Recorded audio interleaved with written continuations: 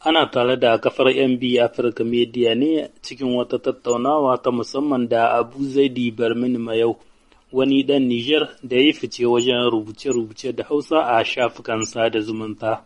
Ku gyara zama sosai domin jin cikakken shirin. Ni ne Mamman Biniya Yakubu Awashe, jagoran shirin. To da farko sai ka gabatar da kanka.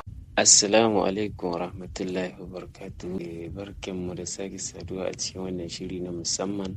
Cikakken sunana Abu Zaidu Barmini Mayau, kuma ina zaune a nan ƙasar Gambia.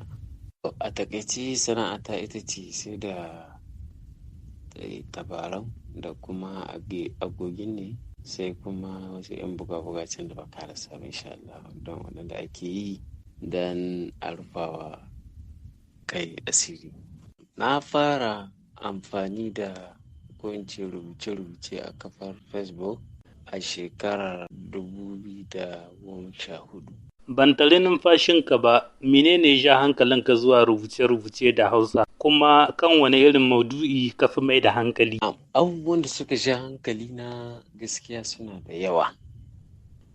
Suna da yawa. A lokacin abu na farko da zan ce shine gaskiya a lokacin akwai sha'awar yin rubuce-rubuce a Hausa. Saboda lokacin nake ganin zaka ga ba jaridu na Hausa a Nijar, ba wasu marubuta. To wannan abin yasa na ce to bari mu fito mu ma da salo namu, wanda za mu dinga isar da saƙo da harshen Hausa a ɓangaren Nijar. Tabbas wannan yana daga cikin dalilin da ya ja hankali na, amma suna da yawa. Amma dai wannan shine na farko gaskiya. Maudu'in da na fi mai da hankali a kan shi shine ba wa rubutun Hausa muhimmanci da kuma yawan rubuce-rubuce na faɗakar ga matasanmu akan muhimmancin amfani da rubutu Hausa. Saboda lokacin kamar yadda na faɗa a baya, mutanenmu a gaskiya da yawa za ka gani abu ne mai wahala kaga mutum kaga ana rubutu ko kawo labarai a kafar sadarwa ta Facebook.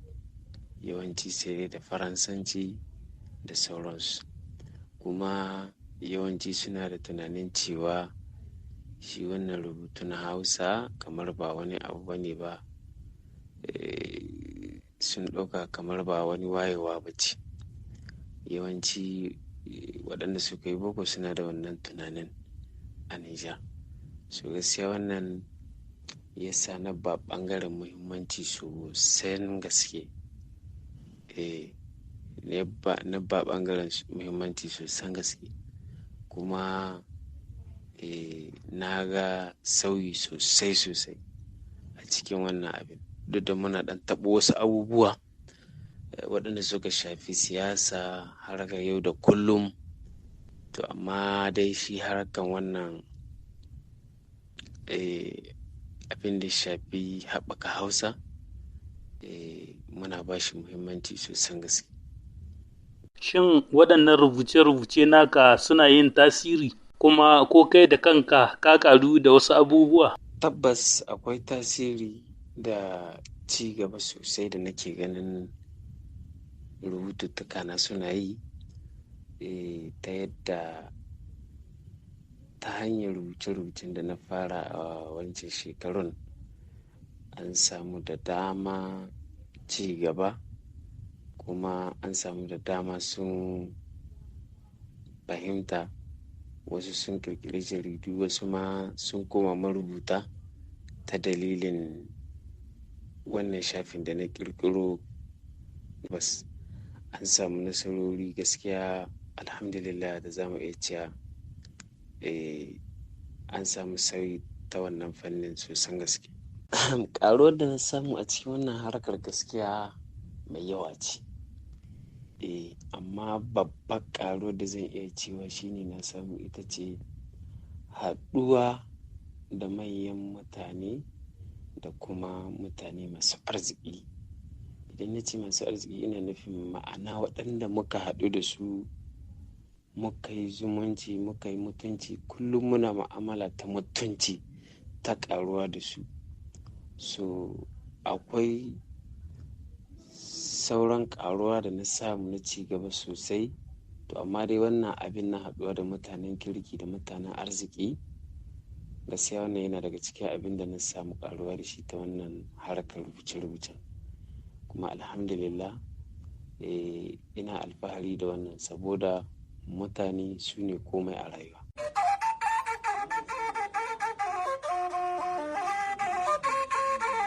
Duk wata harka ta duniya akwai ƙalubale, amma da yake kai jikan sarauniya Mangu ne, mai yiwuwa baka samu wani ƙalubale ba.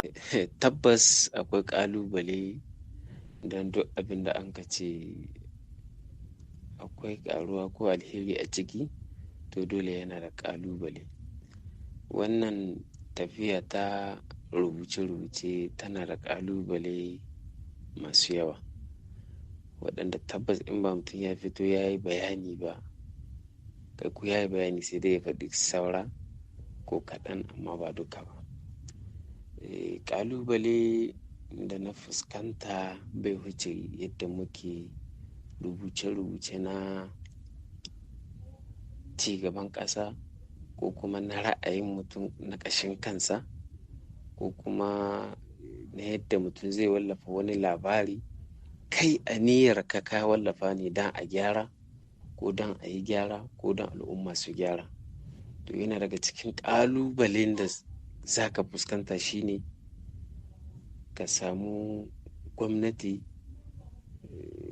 wannan abin da kake yi yana ɓata mata rai, ko kuma ka ji ana neman ka, ko kuma ka samu wasu game da wannan abin da kake yi su mai da shi a matsayin kamar kai maƙiyin ƙasa ne. So wannan yana daga cikin ƙalubalen da na fuskanta kuma muke ci gaba da fuskanta. To amma ba yadda za ka yi, abu ne wanda ba za ka iya ka gamsar da kowa da kowa ba, haka al'umma suke. Dole wani abin wani ba zai iya gane manufarka ba, dole sai ma mummunar fahimta. To amma haka rayuwa take, dole a ta yi hakan a yi ta haƙuri, wanda Allah ya sa ya gane wataran zai iya ganewa, wanda bai gane ba to sai dai mu ce Allah ya samu dace. Amma akwai ƙalubale da dama wanda wani lokacin akwai daga 'yan siyasa masu mulki, musamman wani abu in kana yin shi ko kama wallafa shi ko kana rubutu a kan shi na ƙasa ko na son a sauya ko na son a kawo gyara, to dole wannan akwai ƙalubale babba sosai. A matsayin tambayar ƙarshe, wani kira gare ka zuwa ga 'yan jarida da marubuta akan shafukan sada zumunta?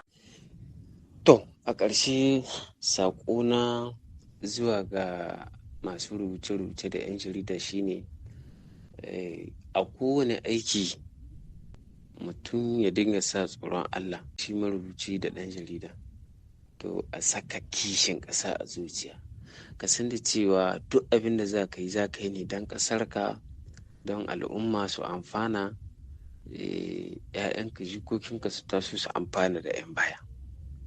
Shine abu na gaba, shine 'yan jarida da masu marubuta su dinga ba al'adunmu da harsunanmu na gida muhimmanci.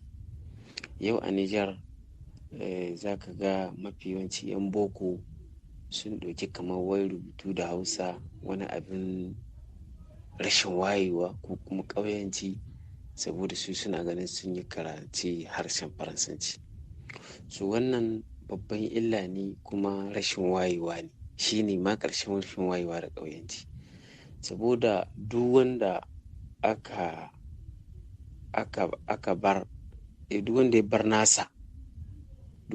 nasa to wallahi yayi hasara. Duk wanda ya bar nashi ya ɗauki na aro yayi hasara babba. Don haka yarukan da aka zo aka kaba mana Afirka aka ce dole su ne wai a matsayi na mataki na iliminmu, tabbas kowane yare ana iya karanta shi don ka samu fahimtar juna da wasu mutanen, ko kuma ka yi communicate da mutane. To amma dai kar ka ɗauka cewa karanta wani harshe shine wai ƙololuwar ilimi. A'a, zai iya kasancewa mataki na ilimi wanda zai amfane ka a wasu wuraren, ko a ɓangaren karanta wasu abubuwa, to amma fa kamar ɗaukar cewa shi ne ƙarshe, wannan gaskiya babban kuskure ne. Don haka a dawo gida a dinga kishin harsunanmu, a dinga ba su muhimmanci. Su ma in an ka ba su muhimmanci, mu ma za mu iya kai inda waɗancan suka kai. Amma idan ka aje naka kace naka ba komai bane, to ba wanda zai taho ya ɗaga ma naka. Don haka shi ne kira na ga 'yan jarida su dawo su ba wani gida muhimmanci, harsunan gida, al'adun duk a dawo a ba su muhimmanci. To anan za mu taka birki cikin wannan tattaunawa da Abu Zaidi Barmin Mayau. A madadin bakon namu, ni Mamman Biniya Yakubu Awashe ke fatan sake kasancewa da ku a cikin shirye-shiryenmu na gaba.